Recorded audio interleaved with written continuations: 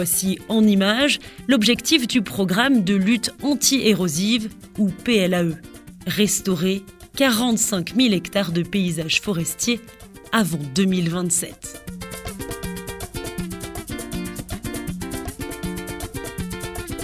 Le PLAE en est maintenant à sa 6e phase et intervient dans 6 régions. Bouégne, Betsibouk et Diana depuis 2019, Amurun Mani, Haute-Matsiach et Yurumbe depuis 2023.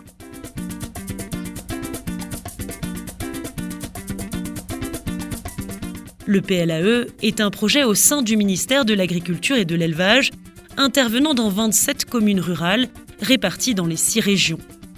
Le projet est financé par le gouvernement allemand par le biais de la Banque de développement KfW et avec l'assistance technique de AHT Group. Le PLAE 6 envisage de protéger les sols contre l'érosion et d'atténuer les impacts du changement climatique pour préserver les terres cultivables et améliorer la sécurité alimentaire de la population malgache. Les femmes participent activement à la réalisation du projet. C'est ce que l'on appelle l'approche paysage qui s'articule autour de l'établissement du reboisement communal, le reboisement villageois individuel ou RVI, l'agroforesterie, l'amélioration des pâturages individuels ou collectifs et la mise en défense des forêts naturelles. La restauration des paysages forestiers s'effectue en plusieurs étapes. Cela a d'ailleurs fait l'objet de 3 reportages documentaires filmés respectivement dans la partie sud des Hautes-Terres centrales, dans le nord-ouest et dans le nord de Madagascar.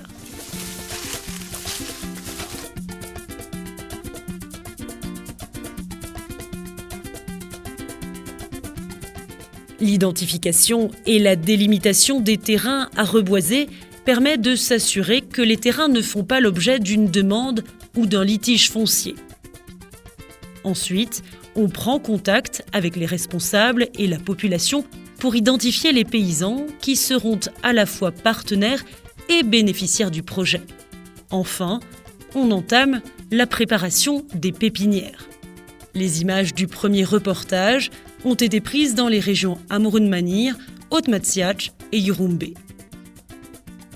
Vitsy amin'ny fitsirihana zany zay ny PLAE vao afaka miditra amin'ilay toerana sy hanomboka ny tena asa amin'izay. Io fitsirihana io dia ny volana juin, juillet no anaovanay azy. Io famokarana zanakazo io dia misy sokajy anankiroa no vokarinao dia misy ny zanakazo ovolena amin'ny anaovana reboisement na le mahazatra tiako hoe voly hazo mahazatra ho an'olon-tsotra io na ho an'ny commune. Dia eo koa ireo zanakazo vokarina anaovana sisim-boly amin'ny alavadim-boly. Dia eo koa ireo zanakazo vokarina anaovana sisin'ny toerana firofan'ny omby sy ny osy aman'ondry. Izay fotoana famokarana zanakazo amin'ny tanin-janakazo izay tanin-janakazo izay apetraka manakaiky ireo toerana efa notiliana ovolena rehefa tonga ny fotoam-piasana dia atao manomboka ny volana oktobra ka hatramin'ny volana desambra.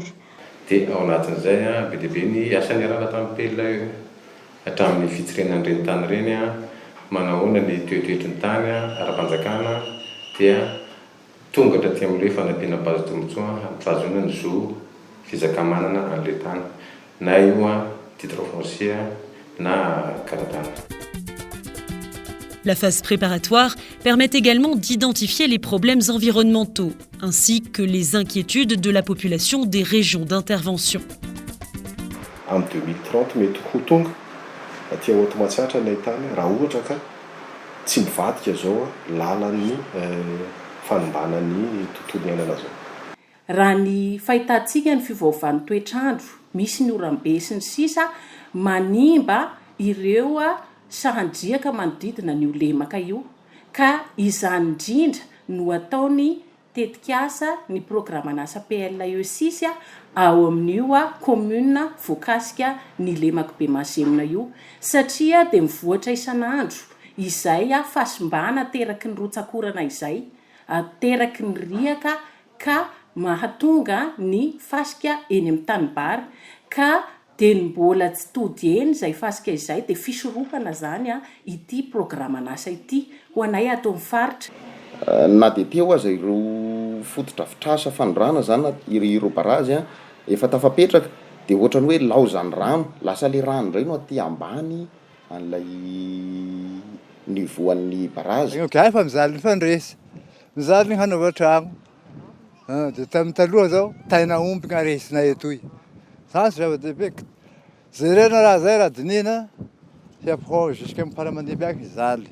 Amin'ny ankapobeny teo aloha raha jerena indray ny tompo-maso dia ny tainomby ny tena niainan'ny olona taty fa noho ny le mpiavy avy any amin'ny faritra maro izay mila ravinahitra aty amin'ny faritra zany dia ny omby miavisy moa ny olona miamitombo dia noho izay antony izay dia izay ny olona vao mahatsapa hoe tena ilaina ny fambolekazo. Matetika raha fa koain'ny rano reny amin'ireny sisy tanety ireny dia mivarina izy ireny mandeha makany anatin'ilay mangrove dia miteraka izy ireny lasa fotaka bedana be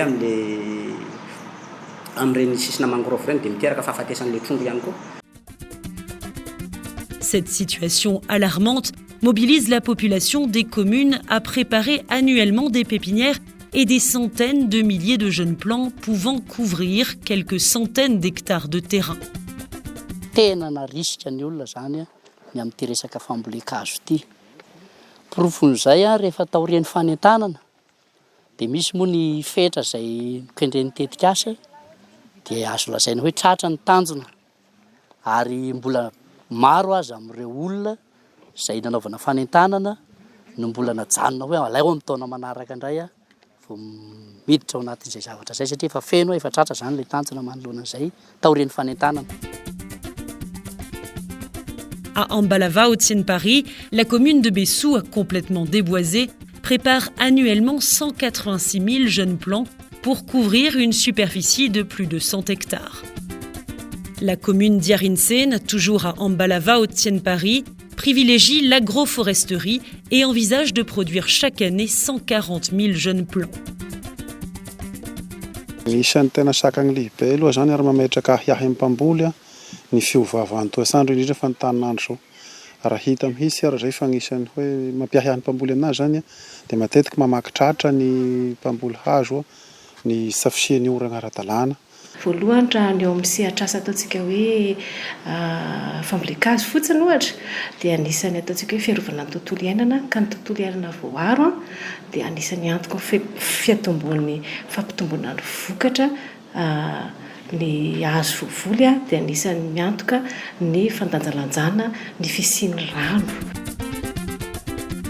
La région d'Urumbé, la plus étendue des 3 régions d'intervention dans le sud, envisage de produire annuellement 500 000 jeunes plants destinés à couvrir ces savanes herbeuses à faible couverture forestière et mettre en défend les environs du parc national de l'Issal. Tamin'ity fomba fiasan'ny PL io taty amin'ny faritra Urumbé rehefa nisy ny fitsirihana ireo tany teo anivon'ny commune anankefatra voakasika iasan'ny PL io dia tsy nitoerana anankiray izay ho tanterahana amin'ity taona ity ihany no nyrefesina sy nitsirihana fa tonga dia ny tanjona izay ho tanterahana mandritry ny taona 724 raha ny ao anatin'ny commune eto Ambatolahy dia misy toerana anankitelo ary ny voalohany moa zany hitsanganantsika dia ny mirefy 162 hectares ary ny toerana faharoa 182 hectares ary ny toerana fahatelo 70 hectares. Ao anatin'izay ihany koa na tsy ny forêt communale ihany na ny alan'ny commune ihany no tanterahana tao anatin'izay fa eo ihany koa fametrahana ny mise en défense ny fametrahana ireo faritra rovana dia efa nitsirihana avokoa ireny toerana ireny. Les travaux de préparation des pépinières communales s'effectuent par IMO ou haute intensité de main-d'œuvre. Zay mahavita 12 na 13 ndray andro 60. Dia plate-bande raika mety misy zanakazo firy sa vao compte-nao? 900. Certains paysans plus créatifs aménagent un bloc agricole d'agroforesterie, de RVI, de pâturage et de riziculture qui sert de vitrine aux voisins.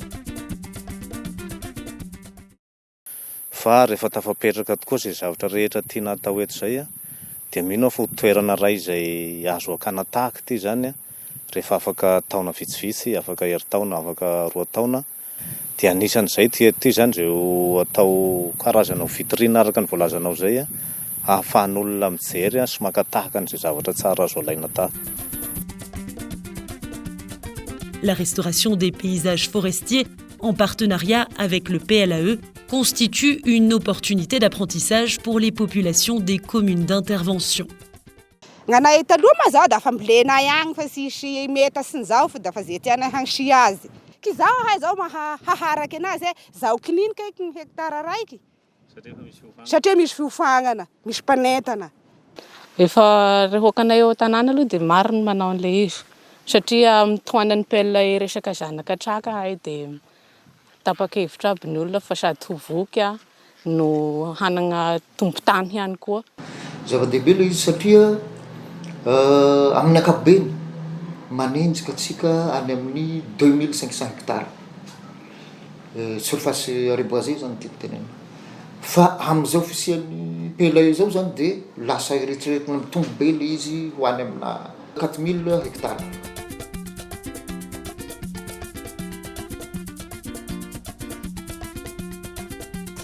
Rehefa vita izay fikarakarana ny tany hovoleny izay dia efa tonga amin'ny fotoana fahavaratra amin'izay ilay ataontsika hoe voalohan'ny orana na hoe oram-be moa izany fa tsy hoe voalohan'ny orana, dia miroso amin'ny fambolena. Raha ho an'ny alavadim-boly dia manomboka ny tapaky ny novambra dia efa manao ny fanafazana ireo voly izay ho ambolena. Toy izany koa ny fambolena vilona ho firaofana ho an'ny omby sy ny ondry ary ny osy. Ho an'ny hazo hovolena indray kosa dia atomboka ny volana desambra raha ohatra ka efa betsaka ny orana. Raha tsy misy orana amin'ny desambra dia ny volana janvier ka hatramin'ny février ny tena fotoana tsara indrindra anatanterahana azy. Azo tohizana hatramin'ny volana marsa ihany koa raha ohatra tara ny orana. Zay ny dingana fa. Les prises de vue du second reportage ont été effectuées dans les communes d'intervention des régions du Betsibouk et du Bouéni. Avant la transplantation, on laboure le terrain avec la charrue ou de préférence avec un tracteur en suivant les courbes de niveau pour défoncer le sol dur, permettant un sous-solage profond qui favorise l'enracinement rapide des jeunes plants.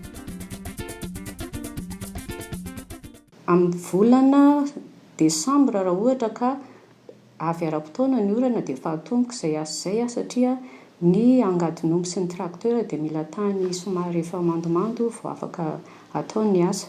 Raha tara moa ny orana dia arahana arak'izay fiavin'ny orana izay koa. Fa ny tena tsara zany dia manomboka volana desambra na farafahatarany janvier dia efa vita ny fikarakarana sy fiasana ny tany hovolena. Pendant ce temps, les chercheurs du CNRE, en partenariat avec le PLAE, prélèvent des nodules que l'on trouve dans les racines de certains arbres à croissance rapide pour en extraire des bactéries appelées rhizobium. Traitées et multipliées dans les laboratoires, ces bactéries sont ensuite inoculées chez les jeunes plants pour leur assurer une croissance beaucoup plus rapide.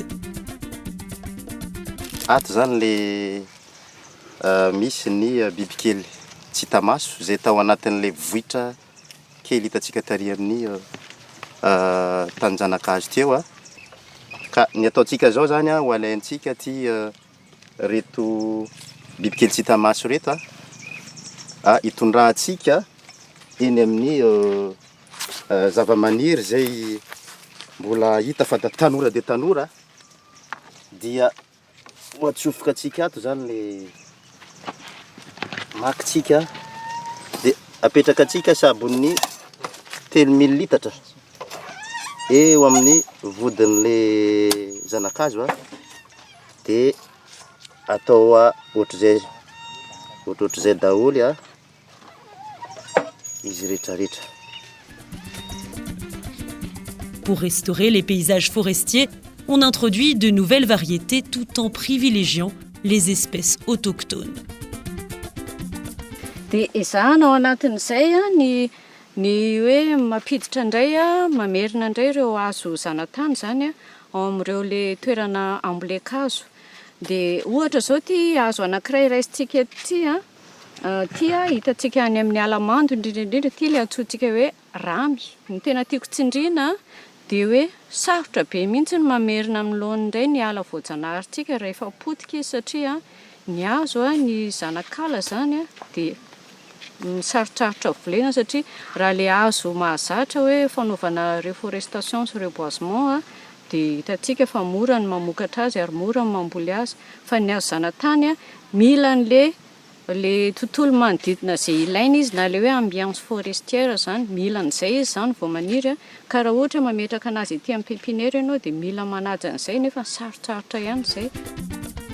La transplantation des jeunes plants s'effectue par IMO, ce qui permet de donner du travail à la population riveraine, de leur donner de la responsabilité aussi pour l'entretien et pour la protection des sites contre les feux de brousse.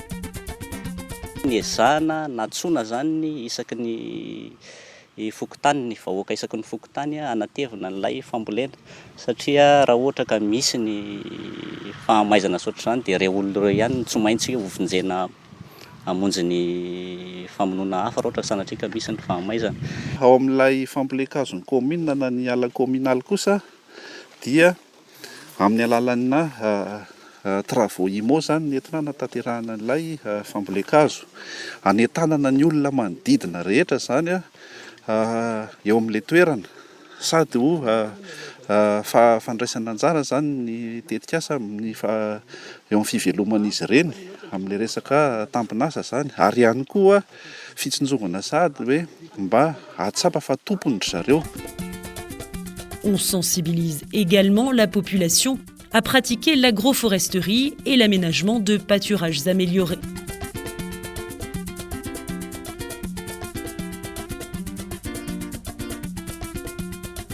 Rehefa tapitra ny fotoam-pambolena eny an-tanety zany na ho an'ny alavadimboly io na ho an'ny vilon'omby na ho an'ny hazo volena eny an-tanety dia miroso amin'ny fikojakojana rehefa tonga ny volana mai.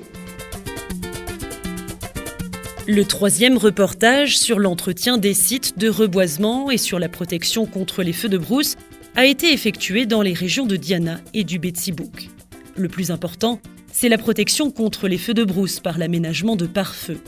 Autrefois larges de 3 à 5 mètres, les pare-feux ont été agrandis pour atteindre désormais 10 mètres de large. Manomboka aty amin'ny volana aty dia hoisy ny fagnentagnana ny pahazo tombotsoa ampelae amin'ny fikojakojana ny tany izay nambolena zanakazo teo amin'ny alalany fagnadiovana ireny tany zanakazo ireny sy fagnanaovana ny aroafo ny tany nambolena zanakazo. Misy sanda omen'ny PLA eo amin'ny fanatanterahana ny asa. Isaky hektara raha ny fanadiovana ny atao anatiny resahana, raha ny resaka lasimay na tatakafo na aroafo dia mandeha amin'ny metatra linéaire. Izy aloha hatramin'izay nahary foana le tatakafo. Taloha izy zao 7 metra fa tamin'izao nampitombona 10 metra le sakany. Amin'izao dia mba somary karakarany tia kokoa zany amin'izao le tatakafo le teo aloha. En plus du pare-feu, on débroussaille la litière des forêts pour réduire au maximum la propagation de l'incendie en cas de feu de brousse. Ny tatakafo zany efa natao lehibe dia ny anaovana ilay jinjabozaka hiarovana raha sanatria misy pitikafo tafiditra ato anatin'ny ala. Dia izay no hijinjana ilay bozaka ato mihena kokoa zany ny zavatra ho hirehatra ato anatin'izay ala zay. Dia ny zavatra atao amin'izany moa zany dia kapain'ireo ahitra ireo ny ahitra lava kapaina tsy sorohana satria tsika miaro nofo tany tsy ho lasany ndrika fa esorina fotsiny ny bozaka lava dia mametraka aroafo mba hiarovana ny pitikafo raha sendra misy afo mahazo ny tanikazo. Les régions d'intervention entretiennent également les vestiges de forêts naturelles encore denses et relativement étendues pour les préserver contre la dégradation. Eto koa mantsika akaikin'ity alafady na agnalamena no ilazana ato dia tamin'ny taloha izy ity efa kitikitian'olo satria ny hazo efa tsisy manomboka miditra ato zany zareo. vokatra ny fagnentagnana ny vahoaka zay fa am'izao kosa dia efa hitanao fa miova efa miatsara ny toerana misy ny alafady zay fa voaharo satria aintagny ny vahoaka mba tsy hikitikitika zegny alafady zay. Le PLAE encadre aussi les paysans partenaires pour l'entretien de leur site de reboisement individuel.